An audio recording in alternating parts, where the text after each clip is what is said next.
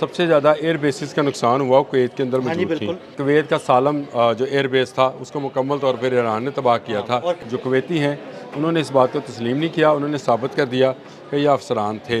ये कश्ती जो थी ये ठीक है पासदारानी इनकलाब का नेवल बोट थी, ये निगरानी पर मौजूद थी। इसका नेविगेशन सिस्टम जो था ख़राब हुआ और ये कुवैती साहल बोबियान के करीब चली गई। कुवैत एक मरकज़ रहा है अमेरिकन कमांड एंड कंट्रोल का। एक और हमला, एक और जंग, ईरान और कुवैत में जंग छिड़ गई। कुवैत ने ईरान की एक कश्ती पर कब्ज़ा किया है, 4 एहलकारों को हिरासत में लिया है और इस बारे में ईरान की जानिब से बड़ा सख्त रद्द-ए-अमल सामने आया है।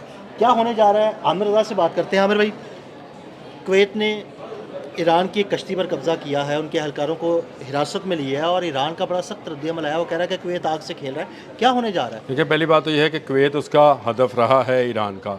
और कुवैत के अगर आप हम जो करते रहे व्लॉग्स, उसमें जो सबसे ज़्यादा एयर बेसिस का नुकसान हुआ वो कुवैत के अंदर मौजूद थी। और कुवैत में ही 5 जो इनके F-15 थे, वो लड़ाका तैयार थे, वो गिरे थे।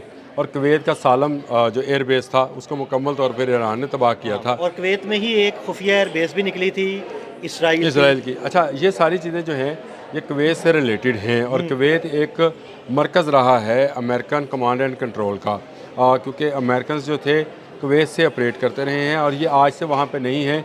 जब आप वे बैक आज से 25 साल पहले पीछे चले जाएं, तो जब इराक़ ने हमला किया था उसके बाद से सबसे पहले कुवैती जो थे वो अमेरिकन ने बचाए थे।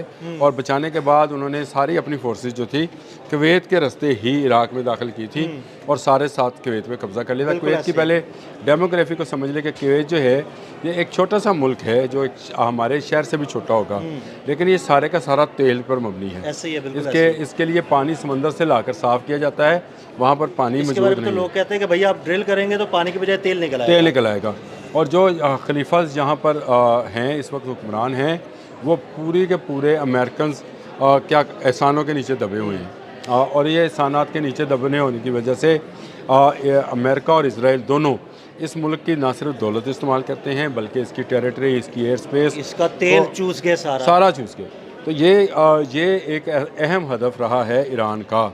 अब आ जाए वो बयान में क्या हुआ। वो बयान इनकी एक बंदरगाह है, उसके करीब एक कश्ती पकड़ी जाती है और इस कश्ती में से जो 2 नेवल कमांडर हैं वो पकड़े जाते हैं। कुछ 4 के करीब सिपाही यानी 6 लोग उसमें मौजूद थे। कुछ फायरिंग का तबादला हुआ, एक कुवैती फ़ौजी जो है वो हलाक भी होता है, 2 भागने में कामयाब, क्योंकि ये टोटल 4 कश्तियाँ थीं जिनमें से एक पकड़ी गई, जिसमें से 4 जो हैं पासदारानी इनकलाब के 2 ऑफिसर्स हैं, 2 सेलर्स हैं, उनको गिरफ़्तार कर लिया गया।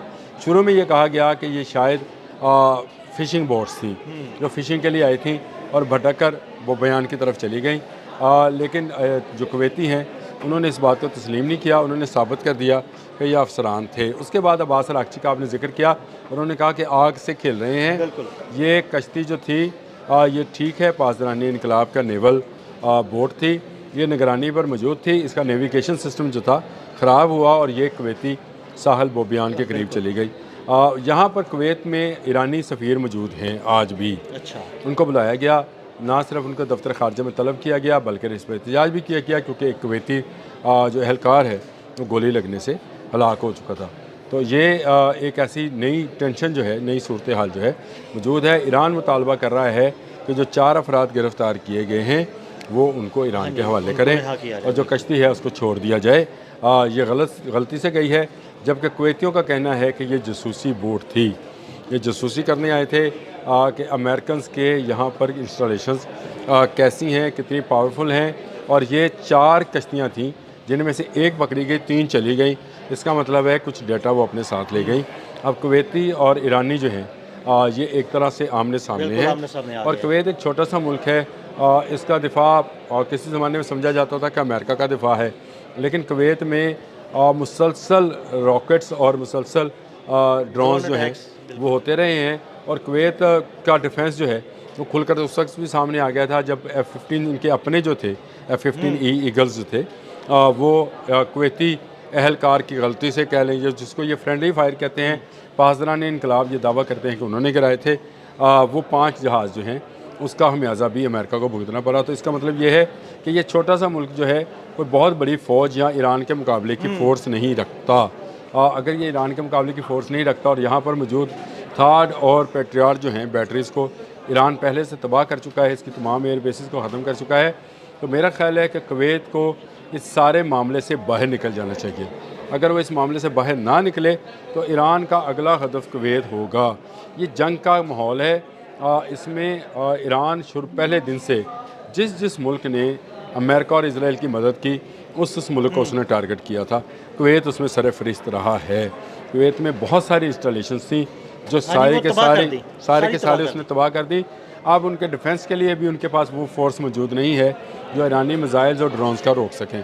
तो मेरा ख्याल है कुवैत को अक्लमंदी का मुजाहरा करना चाहिए, क्योंकि डिसॉल्टेशन के जो प्लांट हैं वहाँ पर पानी साफ़ करने वाले, अगर किसी वक्त ईरान ने इनको निशाना बनाया तो यहाँ लोग पानी की बूंद बूंद को तरसेंगे, बूंद बूंद को तरसेंगे। और दूसरी बात यह है कि आमिर भाई, आपने हुर्मुज़ बांधा तो पानी तो समंदर के ज़रिए भी नहीं पहुँच पाएगा।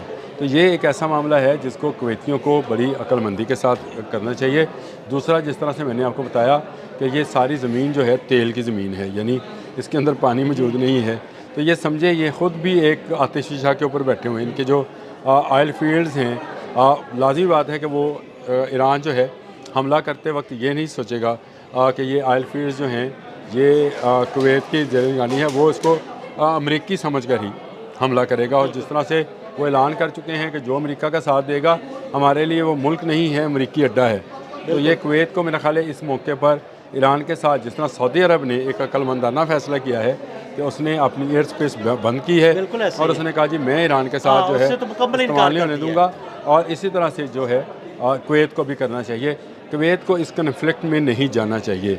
कुवैत इस हवाले से कि कुवैत ताकत में कम है, छोटा सा मुल्क है, ताकत में कम है, फौज नहीं है, तो वो बिल्कुल सरहद जो है वो ईरान के साथ मिलती है। ईरान तो ज़मीनी कार्रवाई भी कर सकता है। ईरान जो है ईरान ज़मीनी कार्रवाई करे ना करे, ईरान मिसाइल कार्रवाई ज़रूर कर सकता है, ड्रोन कार्रवाई ज़रूर कर सकता है। ईरान के पास अब नए ड्रोन्स आ गए हैं जिनको हैक भी नहीं किया जा सकता। तो आपके इंटरसेप्टर सिस्टम जो थे वो इस्तेमाल हो चुके हैं। ये इस पूरे 40 रोज़ा जंग में अमेरिका बेहद, मैं ये समझता हूँ कि खुलकर लोगों को पता चला कि ये कोई बड़ी ताकत नहीं थी, रोब ज़्यादा था, ना किसी का जो है ना वो दिफा कर सकता है, रोब ज़्यादा था, लेकिन वो निकला कुछ नहीं। तो इस पर मेरा ख्याल है कुवैतियों को मशवरा तो यही देना चाहिए। हम तो बीइंग एक कंट्री जो है ये मशवरा देते हैं कि भाई आप जो हैं इससे बाज रहें, और बाज रहने का मतलब ये है कि आप अमेरिका को कहें कि थैंक यू वेरी मच, आप हमारा दिफा ना करें। ईरान से कहें कि हमारी आपसे कोई दुश्मनी नहीं है, जो सेलर्स हैं इनसे इन्वेस्टिगेशन की जाएगी, अगर ये मुलव्वस हैं जासूसी में तो इनको सज़ा दी जाएगी, और अगर मुलव्वस नहीं हैं तो इनको ईरान के हवाले कर दिया जाएगा। ये एक सिंपल वे आउट है जो कुवैतियों को इस वक्त करना चाहिए। अगर कुवैती कन्फ्लिक्ट में आए तो मैं आपको बताऊँ पूरे का पूरा कुवैत जो है ईरान जलाने की सलाहियत रखता है। बहुत शुक्रिया आमिर भाई। आमिर भाई ने बड़ी तफसील के साथ इस सारे मामले पर रोशनी डाली। मज़ीद अपडेट्स के लिए हमें फॉलो करते रहें। अदील अहमद और आमिर रज़ा को इजाज़त दीजिएगा। अल्लाह हाफ़िज़।